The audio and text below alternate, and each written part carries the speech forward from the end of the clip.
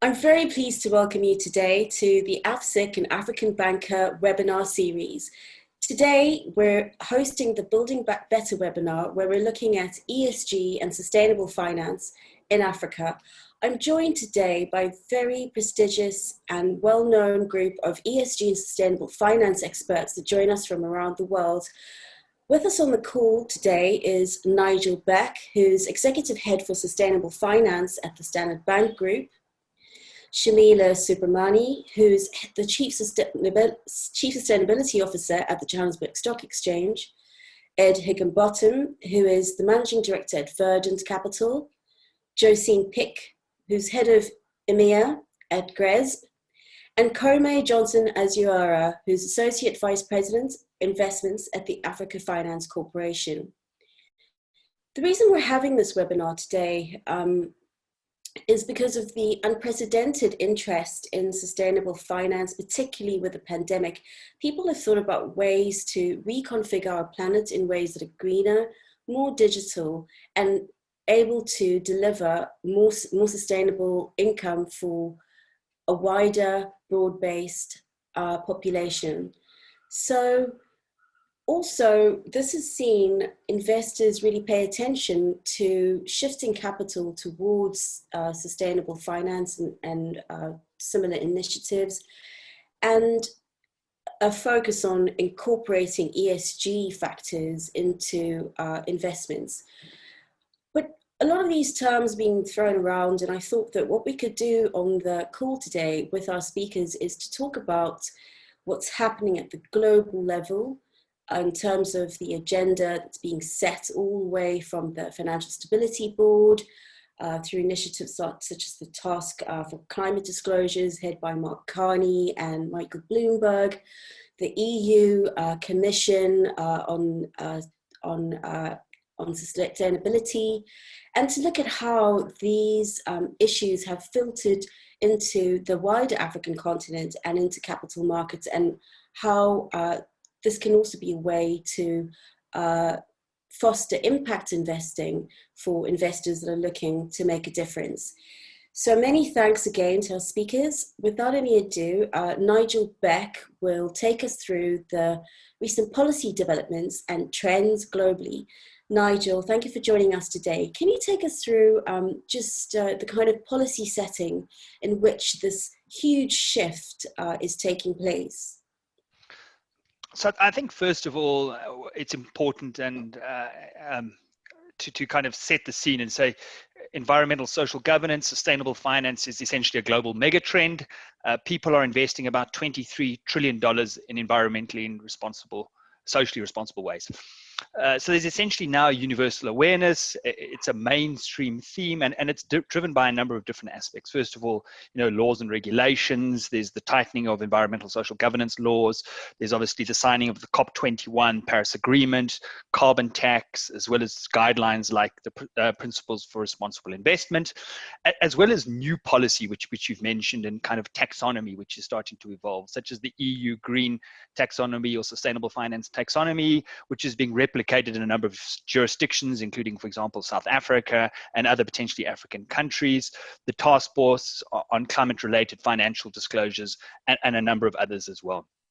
In addition to this, there are kind of certain regulations, such as European regulations, that are in consultation phase, which could take a number of years to enter into force, which provides advantages to encourage green finance. For example, maybe potentially a lower capital hold for sustainable finance products or green products. And all of these different elements are obviously going to drive the market forward quite quickly. But I think beyond that, obviously we're looking at investors. Investors over the last 12 to 24 months have expressed their importance in integrating environmental social governance elements into their decision making. So you've heard about Larry Fink from the CEO of BlackRock, Vanguard, and essentially most institutional investors and asset managers are moving in this direction.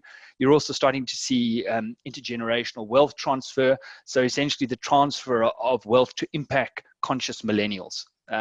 So these millennials want a financial return, but they also want to see a positive environmental and social return. And kind of covering that off as well is consumers choosing products where they're looking at fair value in supply chains and positive environmental and social impacts. So if we look at that specifically, there's been considerable growth in sustainable finance over the last few years, essentially reaching a record high of about $415 billion at the end of last year, which was up 60% from the previous year. And there's obviously been a diversification of products. So historically, everybody's familiar with, for example, green bonds, which are fairly well established. But what we're starting to see is a diversification of products into social bonds, sustainable bonds, sustainability-linked loans, green loans, as well as kind of the evolution into transitional finance solutions, which are probably going to be becoming increasingly popular as these are unpacked. Traditionally, green bonds have been the dominant category, but in the last year, we've seen, for example, green loans and sustainability-linked loans grow, probably about 200% increase in those year on year. Fantastic. Nigel, some of the numbers that you threw around there sound very substantial, trillions, billions of dollars. And I think this is really what has made people begin to pay attention. We saw the UN Global Compact and the PRI about 10 years ago. I think this is quite a nascent space, many often confused with CSR and SRI, but certainly the level of sophistication that you're talking about are now being codified in policy and regulation is really quite substantial, and definitely anyone involved in financial services and capital markets today can't ignore this issue any longer. Nigel, so thank you so much for setting the global scene for us. How has this influenced capital movements and initiatives in Africa and your business in Standard Bank in terms of the products and services you're offering? So I think, sustainable finance is gaining momentum in Africa. I think very much specifically over the last year. If you look at the 96 stock exchanges that are part of the Sustainable Stock Exchange Initiative, 16 of them are from Africa, including the JSE in South Africa, the Nigerian Stock Exchange, Cote d'Ivoire and West Africa, as well as a number of others as well. However, within Africa, we are kind of a fraction of the global sustainable finance debt issuances. So there's considerable opportunity for us to play catch up, considering the opportunities in Africa with regards to, poverty, energy security, access to water, and the like. Within Standard Bank, what we're trying to do is actively drive the sustainable finance innovation within the market. And in that regard, we set up a sustainable finance business unit, which is the first in Africa, that specifically focuses on product innovation around green, social, sustainable climate products. We've had quite a lot of success over the last year or two with the African market leader in green bond issuances and arrangements. In 2019, we issued 41% of the green bonds on the continent. We've done the first green bond in South Africa, the first green bond in East Africa, the first green infrastructure bond in Nigeria, to name a few. I think one of the more iconic ones that's quite often spoken about is Africa's first green bond in East Africa, which was for Acorn Holdings, which is essentially student accommodation in Kenya. So there's a social element around providing student accommodation, but it's also got the green element in the fact that it's IFC Edge certified. So essentially, it's got that kind of green certification with regards to energy efficiency, building materials, and water. Then, beyond that as well, what we're trying to do and we're trying to evolve is the sustainability linked loan and the ESG loans on the continent. So these are essentially performance linked loans, and they support the right type of corporate behavior. So essentially what you're able to do as a company is overlay your sustainable and your financial strategy, and then that's linked to ESG ratings or KPIs. Now, internationally, there's been strong growth in this market over the last few years, and we've just introduced this product into Africa, and we're starting to see a lot of traction in the African market and a lot of interest from our corporates about trying to overlay their sustainable and financial strategy. Recently, within the last couple of months, we did a 1.6 billion rand sustainability linked loan to Equitas Property Fund, which essentially had an ESG pricing mechanism linking the cost of debt to an ESG risk rating. We've done something very similar in education, telcos, and other areas. And then, there's the new area that's going to be potentially an area of focus globally, but also very much within Africa, and that's around transitional finance. And this is a new asset class looking at industries with higher greenhouse gas emissions, allowing them to raise capital with the goal of essentially becoming less brown. So brown industries are not green today. They cannot necessarily be green tomorrow, but they can, with the right incentives, essentially move in the right direction to become more sustainable. And then if we look at kind of the impact investing side of things, what we've done is we worked with our colleagues in Jersey, have developed a multi-manager, diversified, responsible investment solution that hits a 3-year track record at the end of this year. And we've also evolved, and we're hoping to launch at the end of this year, our first ESG linked structured product, which will be linked to the S&P 500 ESG index. So I think there's considerable opportunity in Africa, but there's considerable opportunity for us to innovate and come up with new products that are specifically relevant to the continent. Thank you so much, Nigel, for that very detailed intervention. And I think a couple of the things that you mentioned will, lead really well into what our fellow panelists have to say today. You mentioned the stock exchanges, and Shamila will go into detail about how the Johannesburg Stock Exchanges is leading the market and cooperating with other African exchanges on some of the initiatives that you mentioned. Ed will talk about, the way that capital shifting and how impact funds are performing and how he works with those in his day-to-day work. Josine will certainly look at how we're beginning to codify and disclose these things at the portfolio level, and Kome will take us through some of the joint funds and PPPs that you mentioned. I think two things that I'd like to pick up on in terms of what you spoke about, Nigel, was you spoke about the Acorn bond, which is led by the Private Infrastructure Development Group, and that's the UK DFI, a consortium of DFIs across the EU, led by the PIDGE, including CDC, KfW, and FMO. And also, what is very interesting about that Acorn initiative is the London Stock Exchange's support. So I think what is really interesting for me in this sustainability space is the level of global cooperation that is taking place, and the technical capacity and learning is being shared. So the London Stock Exchange works very closely with its partners across the African continent.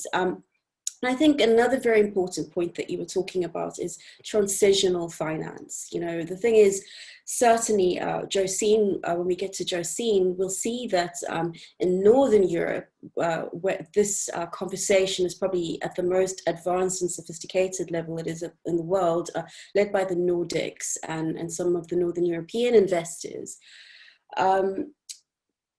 And obviously those extremely industrialized economies. But for example, in Africa, some countries do not have baseload capacity for energy. And sometimes, if you need to develop a country, a choice needs to be made between, having no energy at all or introducing green energy. Obviously, we would like to see the greenest solutions possible for Africa. But I think multi-speed arrangements and a recognition that, some of the infrastructure issues require a bit of adaptability. Anyway, that's just this is an issue that keeps coming up again and again on our African Business podcast, where we've actually had, several of the initiatives you spoke about. We've had some of the people who've actually designed some of those from the UK market anyway. So Shamila, would you like to share with us what stock exchanges are doing globally right now? Just talking again about the technical cooperation that happens and how the JSE is taking these lessons to lead the markets in South Africa. Thank you, Desney, and welcome to all the listeners. It's great to be here. We're really honored to be part of this discussion. I think, Desney, just to set the scene a little bit, often the exchanges and what exchanges do are not part of your normal daily conversation, right? Other than looking at the reference price for for a particular stock you might be interested in, or looking at the headline and the benchmark indices on the evening news, it's not something you really think about daily. But when you consider what an exchange does, it's really this platform, and it's a conduit for globally, literally billions and trillions of dollars in capital. And so in and of itself, it's not a lender and it's not a borrower, but it is a conduit for the flow of funds. And the way in which an exchange is set up largely determines what it can do and what is available to it in relation to sustainability in particular. So if we look at that and we look globally, look at the work that the Sustainable Stock Exchanges Initiative has done, really what we tend to see generally is that they arrange their efforts around the governance issues, particularly looking at governance. And if we look at that, it's that point of departure that sustainability is really core and part and parcel to good governance. So when we think about an issuer on the exchange or any business, it's if it's part and parcel of good governance that you actually consider these issues in how you run your business and the impact of that. And if you look at the fact that, often the JSE is considered the home of integrated reporting, and that is as a consequence of the recommendations of the King Code of Corporate Governance, again, it goes back to what is good governance and bringing that back into this core issue of value creation that we often refer to with companies. And how do you create value? Which are the explicit different capitals that you draw down from? And it's this consideration of these factors beyond purely just the financial and bringing those together and suggesting that right from the heart of it, it is a governance issue.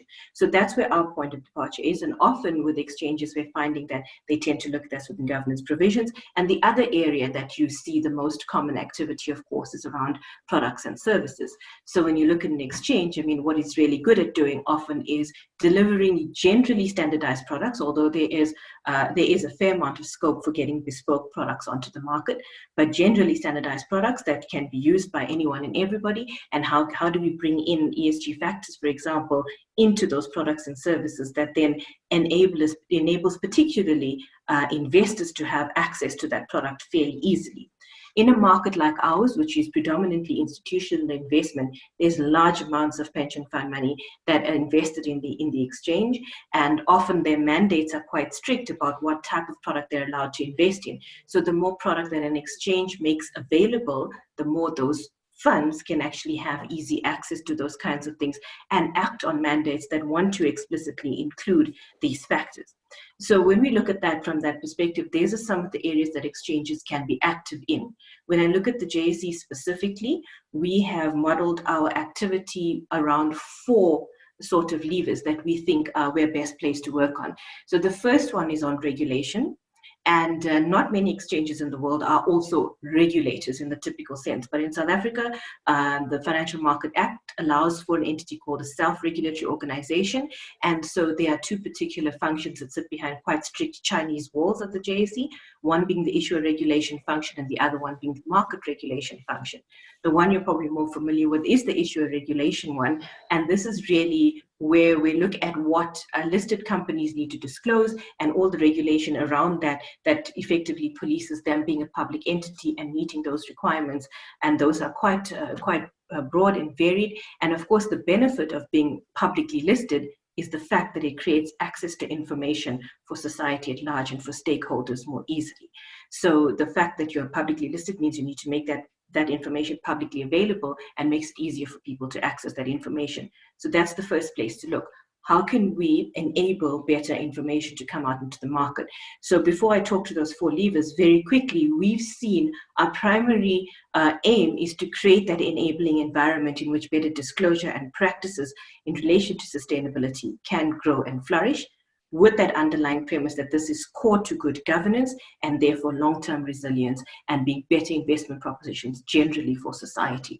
So if we start with that and saying, how do you create that enabling environment, it then makes sense when I'm going to talk to you very quickly about the 4 levers. So regulation being the first one. If we look at that, there are certain provisions that we have. I've already spoken about governance. The core offering in that regard is the fact that the JSE has taken the King Code of Corporate Governance and made it mandatory for issuers to actually report in line with the King Code's recommendations, and we do that now on that apply and explain basis. King has had 4 iterations and currently in King 4, and the regime for reporting and disclosure has changed over time. We're currently in that apply and explain regime. So effectively apply the provisions and explain how you've applied them. And so that again brings a different level of transparency. It also makes it absolutely clear that it is the responsibility of the governing body, the board and the management team of that company to have considered these issues and bring them. So we're not prescriptive on how you should disclose this. So we're not necessarily going to say you need to use GRI or you have to use TCFD. We understand and we encourage people to use the frameworks and disclosure processes that are most relevant to their value creation story and bringing relevant, usable information to investors and to society at large in a manner that tells that story and gives them the ability to make an investment decision that is far more informed. So how an issuer chooses to do that, and of course there are a number of frameworks that they could use, is up to the issuer. And what we do encourage is that they provide information that's decision useful and that clearly tells their story. So that would be under bringing governance into it. Then there are a few provisions that are mandatory disclosure requirements that we bring in outside of the apply and explain regime. So if you look at the governance disclosures that the JSE requires for listed companies, in relation to our conversation today on sustainability, I think 3 bear mention probably most importantly. The one is on gender disclosure at a board level. The other one is on racial disclosure at a board level. As you can imagine, in a country like South Africa with an apartheid past, this is a particularly powerful tool. And the third one is the fact that your remuneration policy needs to be put to vote annually at the AGM of the company. So these are mandatory disclosures at an annual report that a company needs to make, which then allows that information to be made public. And in relation to gender and race in particular, the company also needs to state what its plan is in relation to that diversity for those companies. So those mandatory disclosures then become the public domain and shift the dial. When you consider also that we're one of the most unequal societies on earth and our Gini coefficient is the highest in the world, the remuneration disclosure makes a lot of sense as well, and it allows people to at least vote. And while it's a non-binding advisory vote, the fact is you now have to put that information in the public domain. And it allows for the other mechanisms in this governance ecosystem to then take place. The second lever very quickly is on products and services. So now we've started to help creating the enabling disclosure environment. What products and services could we do to help enable people to start investing? And to say, okay, regardless of disclosure, I just give me the product. I need to have somewhere I can put my money in if I believe in this and I want to do it. And so there, us putting together the right regulatory frameworks and being able to bring that product into the regulated space becomes quite important. And so in that place, we have our flagship effort, which is our Responsible Investment Index. Its predecessor, the SRI Index, dates back to 2004, being the first of its kind in the world exchange-sponsored ESG index, and the first in an emerging market entirely. And so that brought leadership into that space that started actually assessing companies on ESG. The exchange paid for that and so started pushing the dial. And what happened is that because then you had to pass or fail on the index, or pass or fail to be included in the index, you needed to pass and you got in, companies start becoming conspicuous by their absence. And again, an entire ecosystem can start pushing the dial, using that to engage and say, okay, what's happening, and it enables investors to have something to refer to as well. And so that has evolved over time and evolved into our relationship with FTSE using the FTSE for Good methodology from 2015. And Nigel's already sketched some of the great work that's been done globally and the numbers you see. And some of that has been clearly reflected in our own market.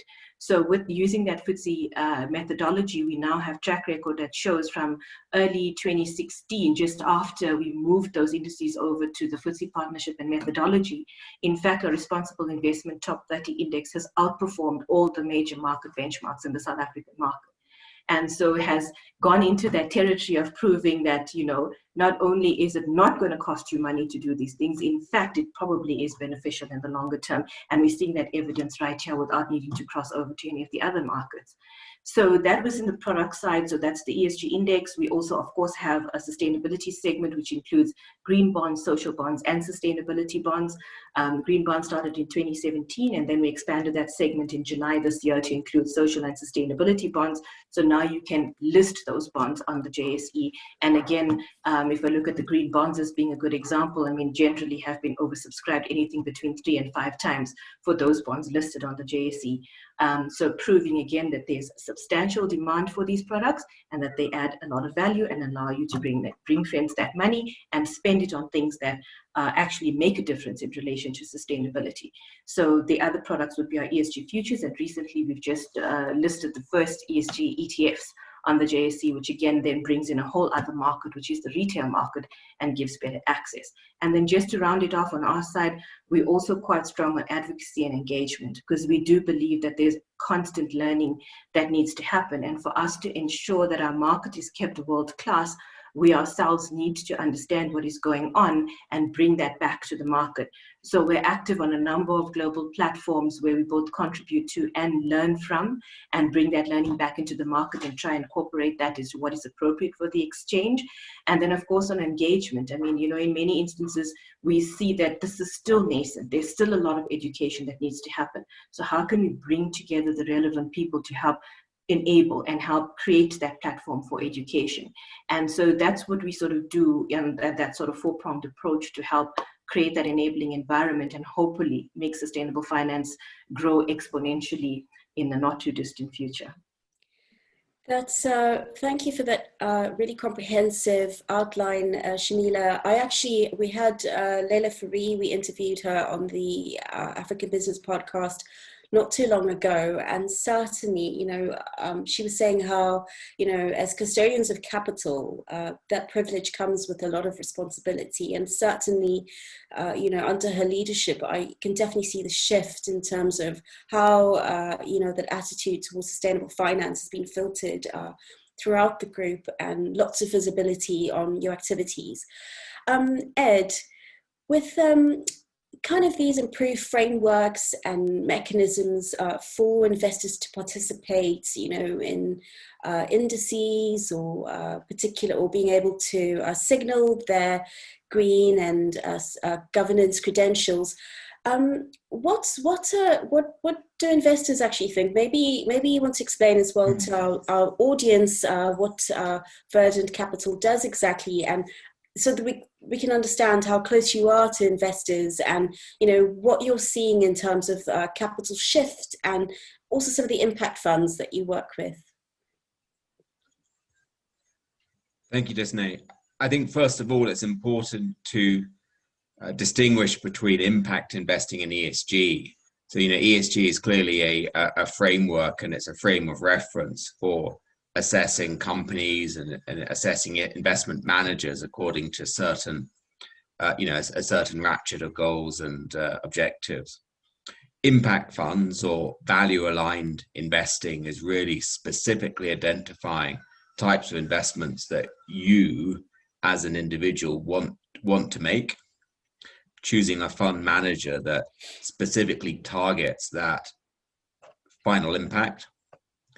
And then that investment manager then goes out and selects the ultimate investments and reports back to the investors on that goal. So it's a much more specific subset of the investor base.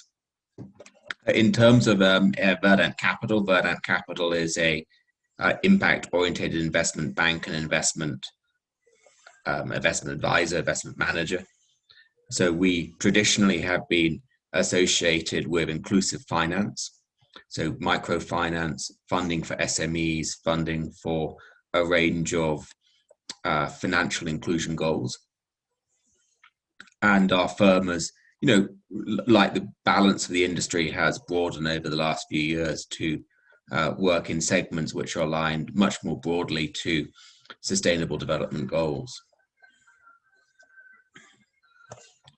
And perhaps it's worth touching on why this asset class has performed so strongly over the last 20 years, why it's grown so significantly over the last 20 years. Because I think that's, I think that's enabled a lot of very positive impact on people around the world who needed that benefit. There's a lot of discussion around Generation X and Generation Y, and I always forget which is Y and which is J. I remember who the baby boomers are, but beyond that, it all gets a little bit fuzzy. To me, the biggest single enabler of impact investing and impact funds is how mainstream retirement funds and retirement accounts have changed. So I remember 20 years ago starting work, and you got your pay slip at the end of the month, and it just had one line, a pension allocation. And that pension allocation might have gone into Fidelity, or it might have gone into Legal and General. And once a year, you got a note from HR saying what the balance was, or there was a separate attachment sent you from HR showing your pension. Today, it's completely different. You have a menu of different funds. Some retirement account managers enable you to change your allocations daily. Some allow you to change monthly. You have a menu of different funds around the world: bond, equity, emerging markets, developed markets.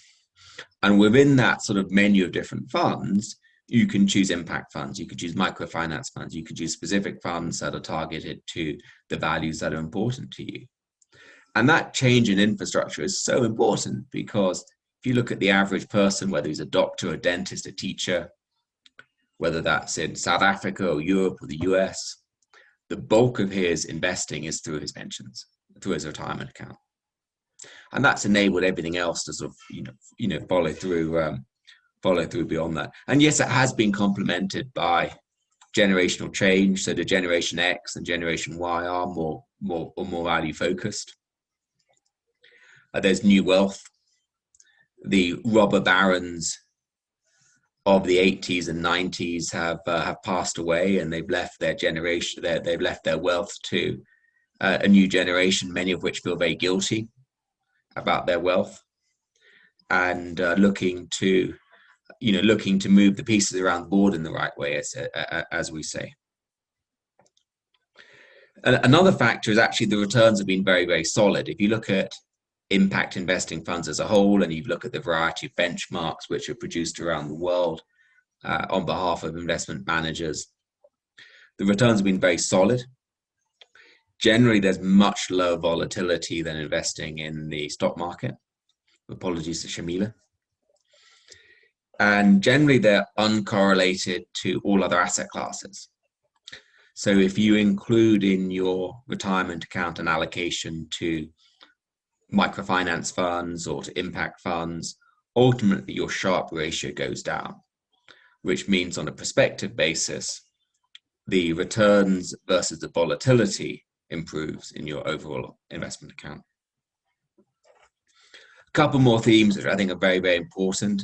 One linked to that, how retirement funds are managed generally, but impact investing is now much more mainstream. So if you think about the top 20 financial institutions globally, almost all of them now have impact funds. Goldman Sachs, Credit Suisse, Deutsche Bank, Schroders have all set up or acquired impact fund managers. And that just adds, the sector perhaps 20 years ago was very, very niche. And individual entrepreneurs who own fund managers, or individual professionals who were the key people within those fund managers were building their businesses, and they were kind of riding that wave of that theme in the market. Now the big institutions have come to play, and those big institutions have the marketing dollars, they have the reach, they have the distribution to really ramp up what has been pioneered by entrepreneurs over the last generation.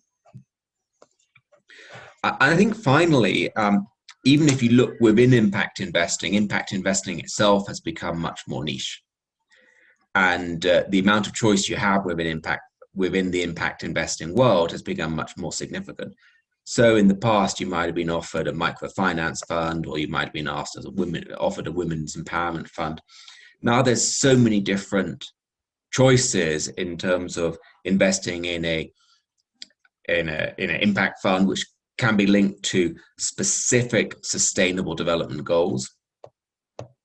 Something like WASH, which is water and sanitation, which of course is very, very topical at the moment in the COVID crisis. Or it can be linked to health or education, could be linked to women's empowerment. And so within that sort of general theme of choice within the investment industry promoting impact investing, that choice within impact investing has grown very, very significantly. And finally, it's probably worth mentioning that when one looks at impact investing, a lot of people think about investing in Nicaragua or Cambodia or Vietnam or less affluent parts of Africa. But actually, a lot of the impact funds today are now focusing on less fortunate communities within the first world, within the US or within Western Europe.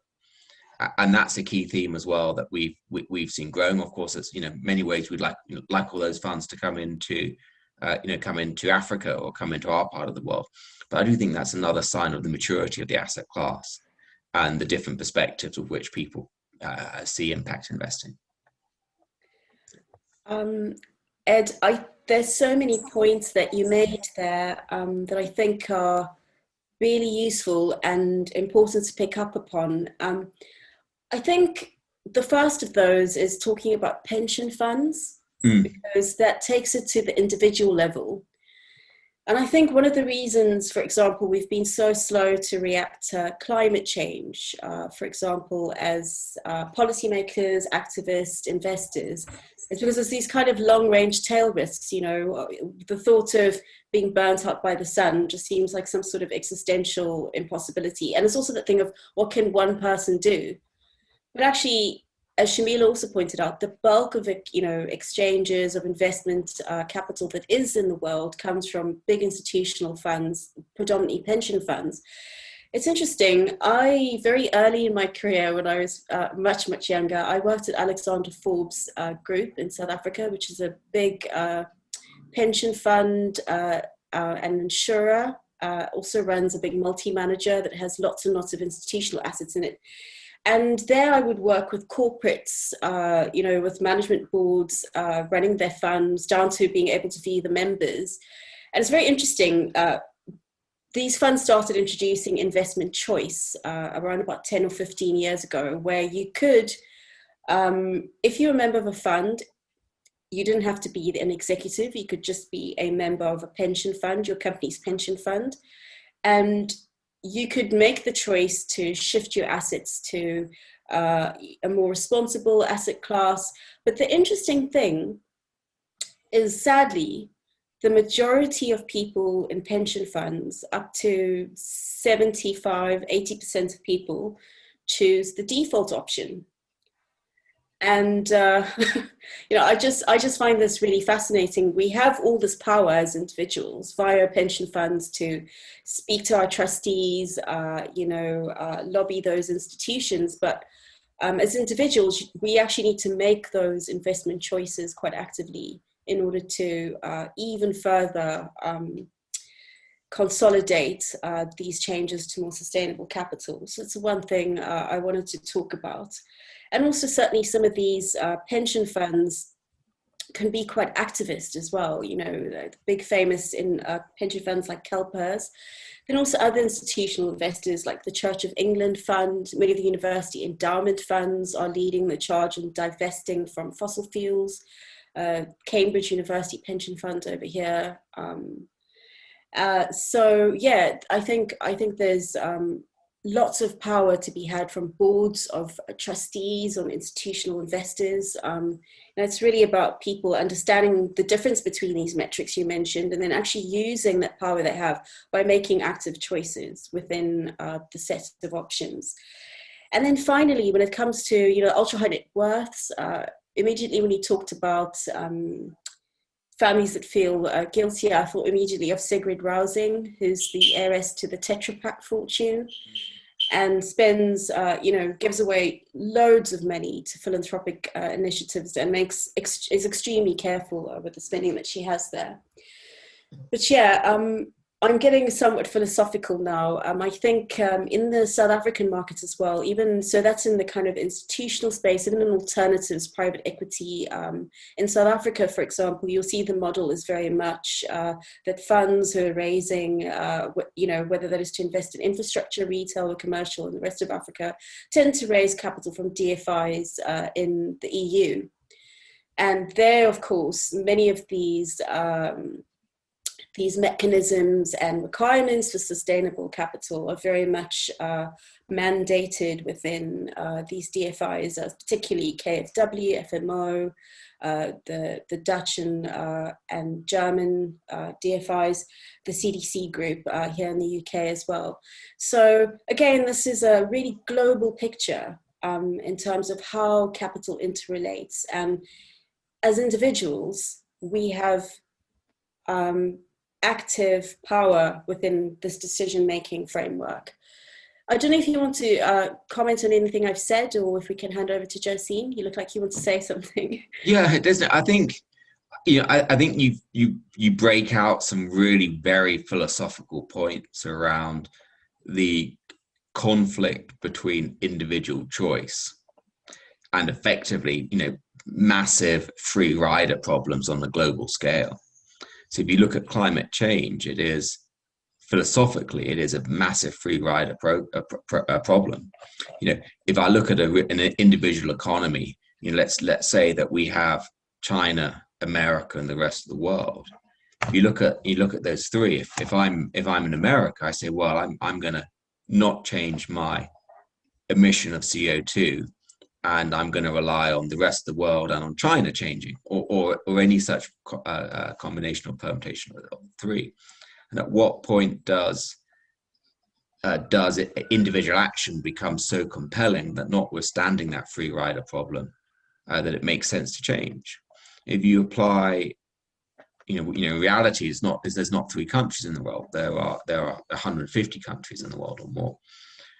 If you look at the concentration of wealth within countries, and then you compare it to the concentration of wealth in the investment management sector, actually there's greater concentration of institutions than there are concentration of wealth within countries.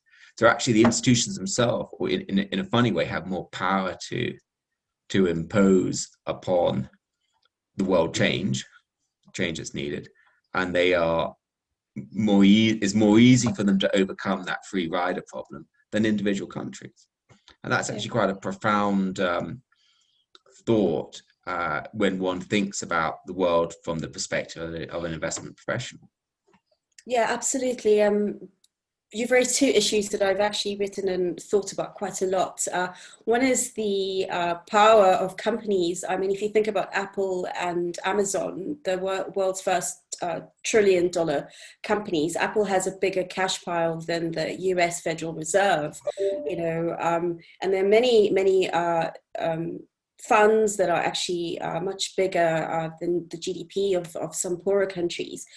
And then the other thing, or rich countries, medium-sized rich countries. Yeah, absolutely. I mean, Amazon is richer than Norway, for example, if you want to take it that simplistically. But I think one important point I'd really like to talk about is the free rider issue, and particularly in terms of stranded assets in relation to climate change, and also how assets are priced in relation to climate change. Where, for example, you have rich countries being rated AAA, whereas African countries particularly have outsized effects of climate change, even though being affected, creating the least emissions. So there's some sort of pricing mismatch there that doesn't seem equitable, to my mind anyway. And then also the fact that, are companies disclosing their risks adequately? And this is really what the work of the task force at the Financial Stability Board is all about. I think, Josine, maybe you can start talking to us about, how these ESG risks, I actually do think that ESG factors can become risky if companies are not disclosing the extent to which they are badly governed. Reputation, as Warren Buffett says, takes a lifetime to create, a moment to destroy. If I'm not quoting that quite right, but you know what I mean. And this is the thing. So if we don't look at these environmental, social, and governance factors, for which there's a lot of social support, these actually become risk factors. Could you please talk to us about your work that you do at GRESB, Josine, and how you're helping companies and institutional investors particularly to be able to understand the ESG environment and codify and standardize those disclosures? Yeah, thank you, Desney, and thank you for the others already for the great conversation and the insights. So my name is Josine Peek. I'm head of EMEA at GRESB, but up to now I've actually done hardly anything in Africa. So I'm really happy to be talking about Africa and with people in Africa right now. Also, that has to do with the fact that Europe is just taking such a leadership role. So GRESB we are the sustainability data gatherer for real assets globally. And we were started off 10 years ago by 3 large pension funds, the 2 largest in the Netherlands and 1 in the UK. And they said, guys, we have all these indirect investments in real estate, and we get perfect financial data, but we get hardly any ESG data. And these are long-term investments for us. So we would really like to get some better standardized, good ESG data. So they did 2 things. They got their ESG questionnaires and they put them together and they harmonized it. And, and they got some academia from Maastricht University to make the list, the questions better. So they got the right questions. And then they did a nice innovative thing. They said, let's not get these managers to report to us on an Excel spreadsheet basis, but let's get these managers to report to us in a database. So all these fund managers looking after their and at that point only real estate portfolios were reporting into one database. Now, if you fast forward to today, we have over 5 trillion of real assets being reported into this one database. So that's an amazing, like a treasure of ESG data coming together. And the beauty, once you have data coming together in that way, you can do 2 things. You can start comparing. So that's what we do all the time. We peer benchmark everything, and then everybody wants to, keep up with the Joneses. So they make sure that they're better next year, and they want to look good towards the investors, and a lot of vanity and competition, but positive competition going on. So that's one, you can compare. And the other really important thing, once you have that data in a good way structured and standardized together, is you can start aggregating. And what we're seeing right now at the investor side is an incredible hunger for good ESG data. So it's almost like this, this big column of, I always like to say the column for financial data was built in 100 years. It started with Mr. JP Morgan and ended with Mr. Michael Bloomberg. And we have now, if you look at the column for ESG data, there are roughly, between 30 and 40 important variables. And we have only 10 years to build it. So we're going to do something much more cool than we're going to do 10 times the speed and 4 times the amount of variables. And of course, all this would not have been possible. Even things we're doing right now would not have been possible 3 years ago. So the big enabler for this data to come together is data technology. And one of the things I really love, because I have a background, as Desney knows, in finance, so I didn't know the magic word of API connectivity. So what the beauty of a building, these buildings, we have now 96,000 buildings reporting to GRESB, and a large majority of these have sensors in the building, and these sensors have an API connection towards the database of the manager, and API connectivity straight through into the GRESB database. So you can really see And I like the whole, this idea of almost like not so much a pillar of data, but much more a organic growth of data coming together and allowing us to actually start measuring the things that we find very important. Currently, clearly, it's greenhouse gas emissions, because if we don't get that right, a lot of the other things will, go out of the window. But there are, my personal favorite is the gender pay gap. So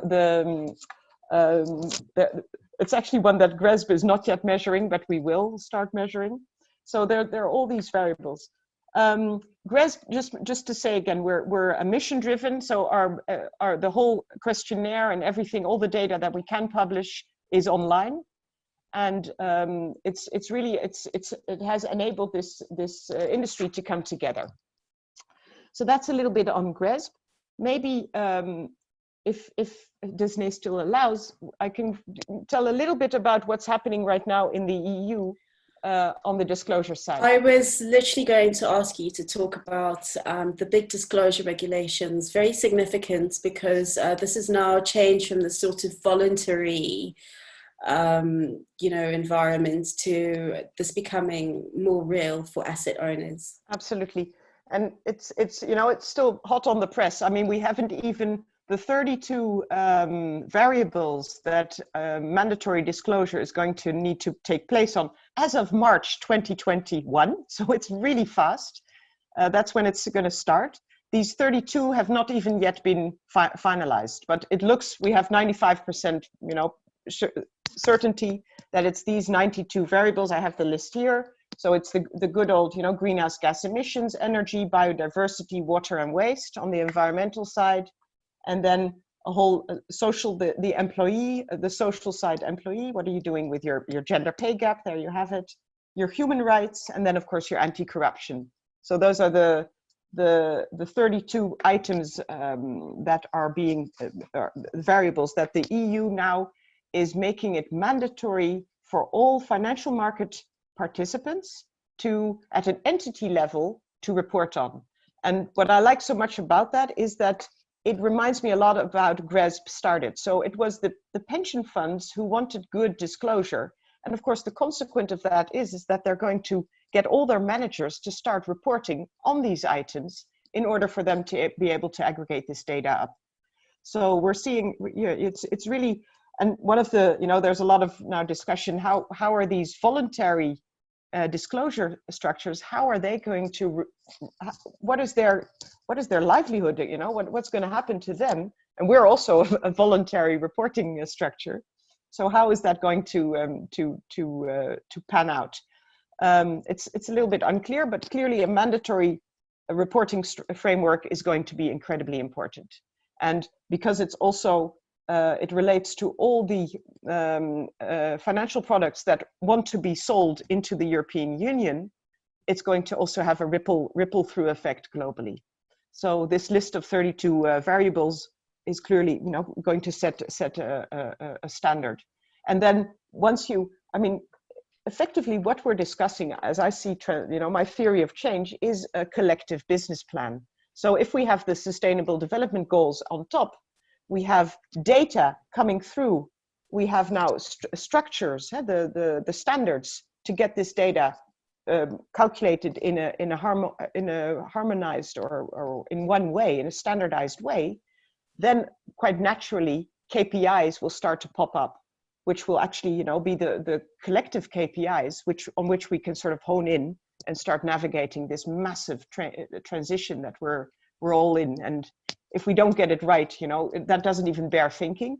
We just need to really keep on making sure that this business mentality in navigating this big change just keeps us on our toes, but in a very positive way.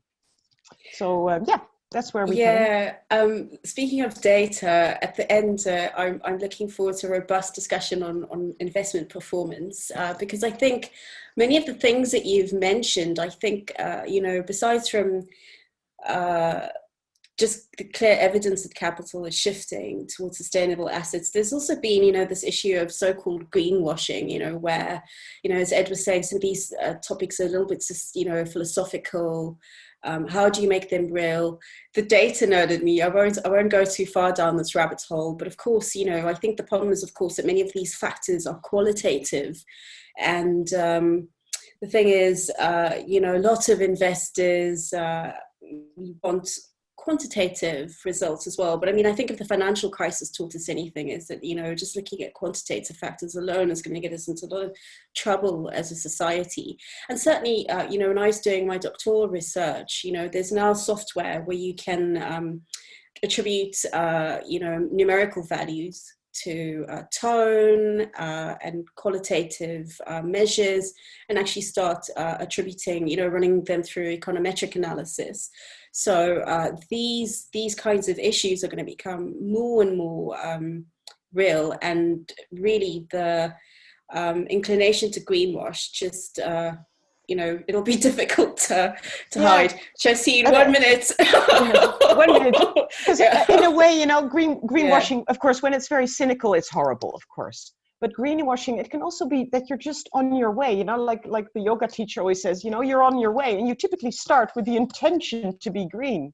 So yeah, you're not yet there. You're not greenwashing. It's just that, yeah, it's a little bit of an unfriendly term in a way, and I don't want to, you know, I don't want to be naive, but you got to start somewhere, and you typically start by saying, I want to be green, yeah, and then you're not yet greenwashing. That's a very generous and I think very positive attitude. I mean, I think certainly I've been really surprised. You know, I know loads of people in financial services and investing, and I'm like, this is really interesting, but really good that people are paying attention to these things now. So, Kome, last but not least, I think it'd be really useful if you could, you know, so of course we've had our speakers talk about, you know, some of the capital market, financial services issues. I think we're used to the Africa Finance Corporation. It's so interesting, you know, working on these large multilateral and PPP projects such as the Green Climate Fund that you're one of the representative entities in. Could you maybe talk to us about, you know, that initiative in particular and some of the other projects and initiatives that you're involved in, and certainly what the AFC is doing to drive an awareness about sustainable finance across its stakeholders on the continent? Great, thank you, Desney, and thank you for having the AFC on the panel. I think we're very pleased to be a part of this conversation. It's very pertinent these days, and I think the other panelists, like you rightly said, have done a really good job of setting the global context. And before I go into what the AFC is doing and why we're doing it, I think it's important to bring home the contextual narrative of the African context, right, and how that juxtaposes with what we're trying to do. And so, I mean, AFC has a multi-pronged approach to sustainable financing, and we believe that the African context and our mandate sort of require a more holistic and deliberate approach to providing financing solutions, right? So when you look at the continent, you know, and you look at some of the statistics, like, you know, 50% of growth over the next 30 years is going to occur in Africa, or 60% of the population is below the age of 25 years, or the fact that we're the least contributors to, you know, greenhouse gas emissions, but the most vulnerable from a social and economic context. And then when you think about what AFC does, right, we were established over 10 years ago to bridge the infrastructure gap. You know, we focus on natural resources, heavy industries, telecoms, power, transport, etc. And you think about what is happening in the continent and what we do, it's really pertinent that what we do must be in the most sustainable way possible, because infrastructure is supposed to be here for years to come. And so we've taken a sort of a more deliberate approach, like I mentioned, in terms of how we are investing more sustainably. And we've been looking at it, I would say, across 4 key prongs, right? So the first is really just our internal strategy. For a long time, environmental and social governance has been very critical for us. I think we've set the bar in a lot of ways for a lot of the companies we invest in ensuring that we are respectful and mindful of the impact our projects have. These are large projects, so when you talk about hydropower projects or transport projects, the impact is significant, not just on the environment, but within the social context of the various regions. And so we've done a lot in ESG and risk and compliance. Secondly, we think it's really important, but not often focused on thought leadership. So participating in conversations such as these. One of the highlights I want to raise is our participation in the Global Innovation Lab for Climate Finance. So AFC has been a member of that think group for over 5 years, and they create innovative products and solutions, which I think one of the other panelists mentioned earlier. When you think about the instruments being created to really impact or provide the kind of change you're looking for, it becomes critical. You talk about blended financing and instruments such as that. So we also recently supported Green Street Africa, which is developing instruments where you aggregate various solar projects to support public use. So be it hospitals or schools, these are some of the ways in which we're supporting through thought leadership. Thirdly, financing. So I mentioned blended financing. You can't offer blended financing if your cost of capital doesn't really work, right? And I think that's what you see a lot of institutions on the continent, at least within the private sector, struggling when they try to do these PPP projects, because cost of capital is high and your projects are, specifically within the sustainable space, are not as well structured or bankable. And so we have spent quite a bit of time working with various institutions to be able to provide blended financing solutions. So the AFD, the French Development Institution, is one where we have a €100 million climate finance facility. The GCF, which you also rightly mentioned, the Green Climate Fund, which is established in 2010 specifically to drive the reduction of carbon emissions globally through both mitigation and adaptation projects, with a target of at least 50% of its funding going to least developed states and African states. So AFC was the first African development finance.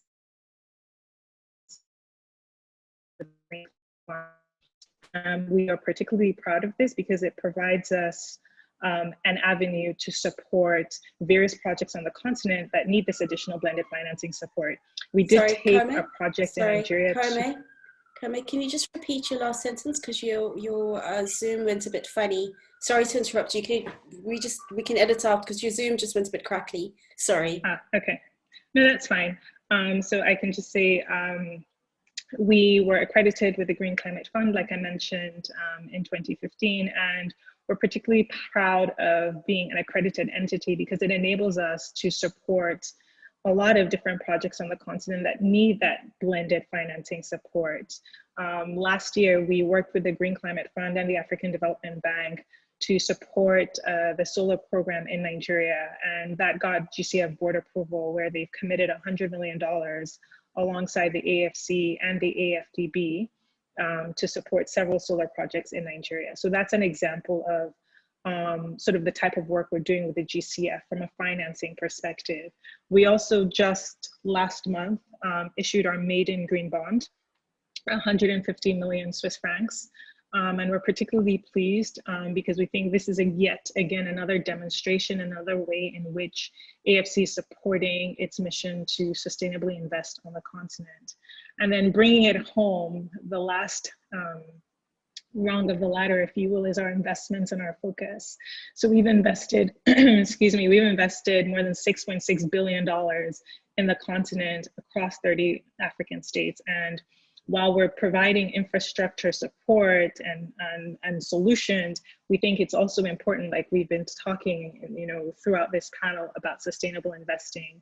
And as of the end of 2019, I believe we had 9% of our portfolio sort of specifically, one was specifically tagged or flag as climate finance projects. And these include projects like the 420 megawatt hydropower project in Cameroon, Natagal project. It was quite significant, over $1 billion in financing. We also have the 60 megawatt wind farm in Djibouti, which we've been working on, the 44 megawatt hydro project in Cote d'Ivoire, Saint-Gobain, and also the Henry Conan Bedier Bridge, which we also did in Cote d'Ivoire. So these are examples of some of the specific projects that we're working to. I think what is a consistent theme is the way we're thinking about this and sort of the products that we're bringing to the table to make these happen.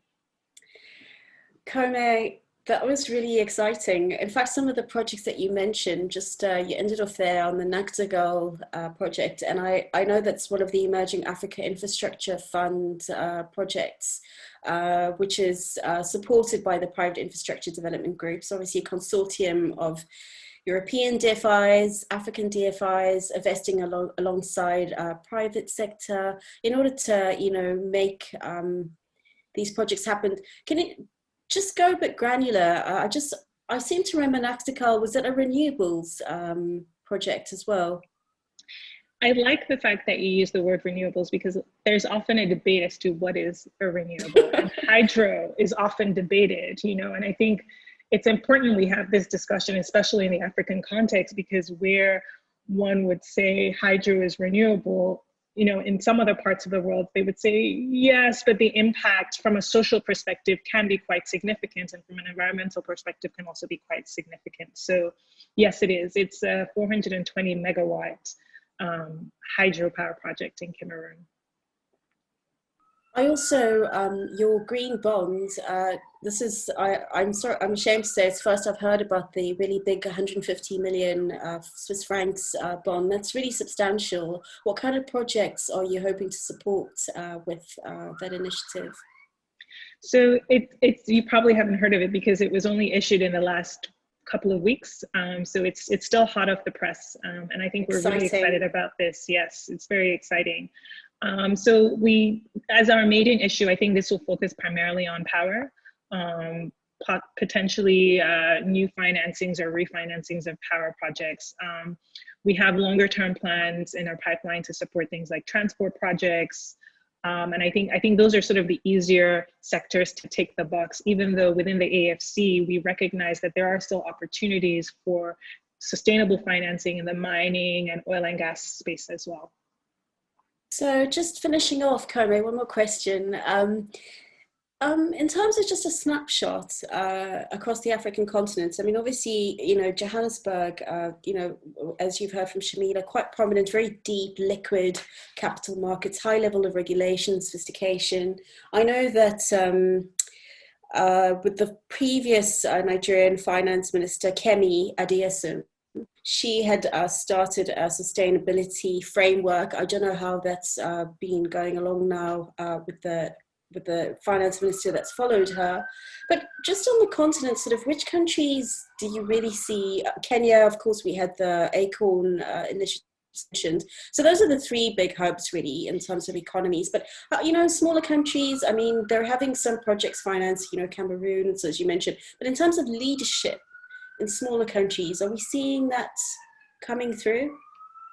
We actually are, and I have to say, primarily supported by the various regional communities, right? So over the last 5 years, ECOWAS has actually made a deliberate effort to sort of pull countries along the way, and they've reached out to countries and organizations, AFC included, who are leading the way in tapping into various financing sources. And they tend to have workshops, which I think is particularly constructive and useful. And these workshops span private commercial institutions, government entities, really just to talk about what institutions like the AFC is doing and how they're doing it and where they can offer assistance. So we as an organization speak to various countries and various institutions, especially across West Africa, where we offer our support and just insight into the process of becoming a more sustainable financing institution. And sometimes it's really just about the mindset.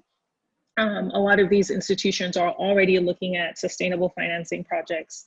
And so they just need to sort of enhance their tools or put the right policies in place to make it a more sustainable practice in what they're doing. Yeah, I think that, you know, just to piggyback on something you said previously, shows not to underestimate the importance of thought leadership, because that's a primary way in which the sort of technical capacity is really exchanged. So I want to end off on performance. So kind of saying that we've actually seen some really good performance from sustainable funds. So maybe this is not that altruistic, you know.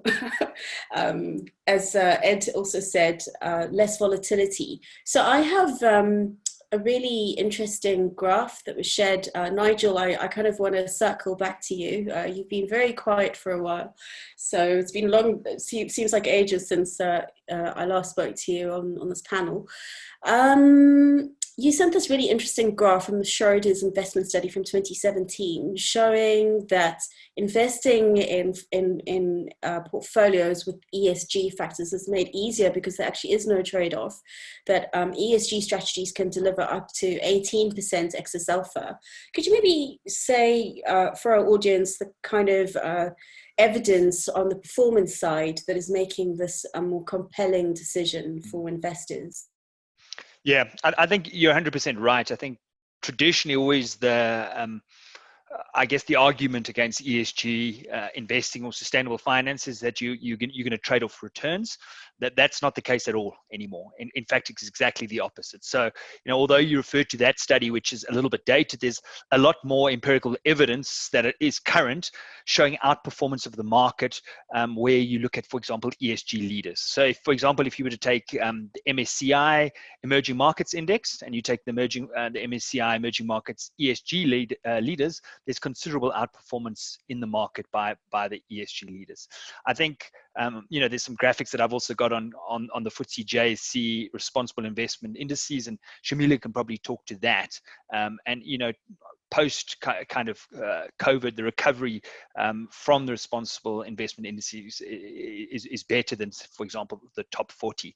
So you know, I think there's a number of different proof points proving that ESG impact investing, sustainable finance is outperforming the market. And I think another thing to highlight is there's pre-COVID and post-COVID. So this is all pre-COVID, but COVID has also been a catalyst. So COVID has been somewhat of a catalyst to kind of move the markets forward and integrate ESG more on a more considered basis.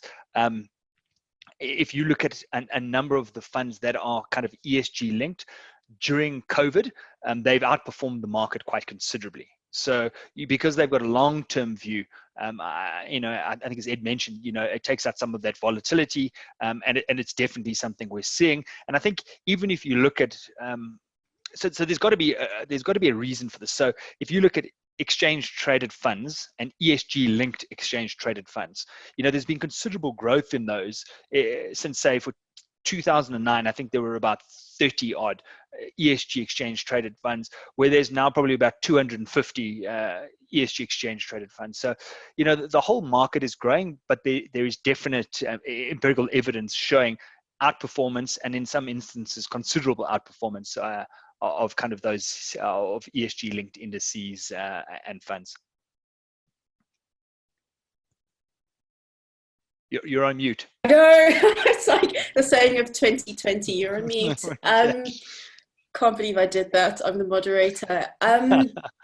So we're actually running to time, unfortunately. This has really been an amazing discussion and very, very wide-ranging. I want to just give everybody else the chance to comment on performance. Could you please keep your interventions very limited, as we need to wrap up in about 5 minutes. Shamila, I don't know if you want to maybe comment on some of the points Nigel made, given some of your indices at the JSE. Thanks, Desney. So I had early on mentioned that the Responsible Investment Top 30 Index has shown that evidence clearly, the same evidence that Nigel has pointed to with the MSCI Emerging Market Leaders, ESG Leaders Index. And ours is in a way set up very similarly. It's kind of a best-in-class approach. Top 30 highest scoring companies in relation to the ESG score are constituents of that top 30 index. So in a way very similar, because they represent, I guess, the best of the best, if you like.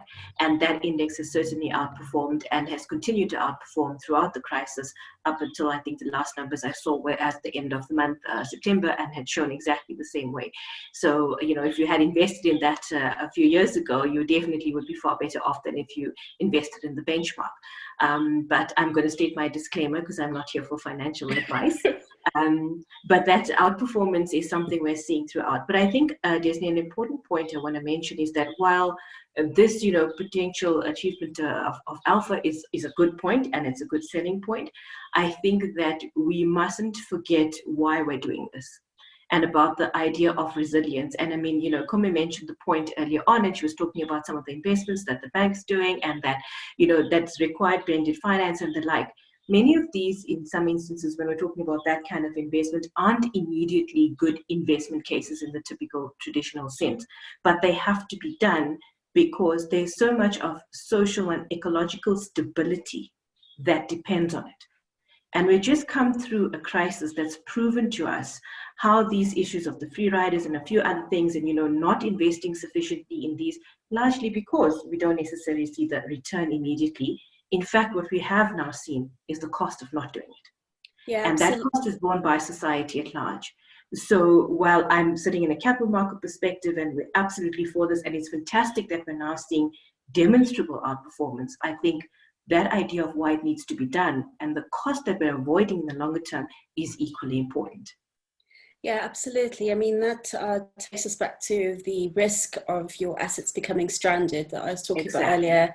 So, Ed, I don't know if you want to comment on this dimension at all?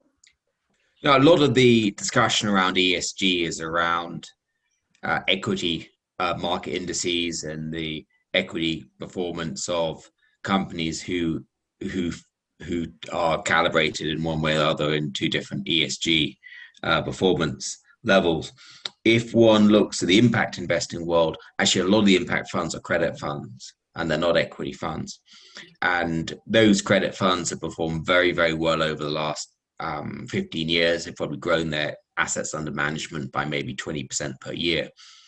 And clearly, the last 15 years has also been a period of historically low interest rates. So it's often questioned whether people are investing in these impact funds because it gives them a yield pickup, or whether they're investing in impact funds because they want to align investing with value, or whether it's just a happy coincidence and one shouldn't actually ask that question at all.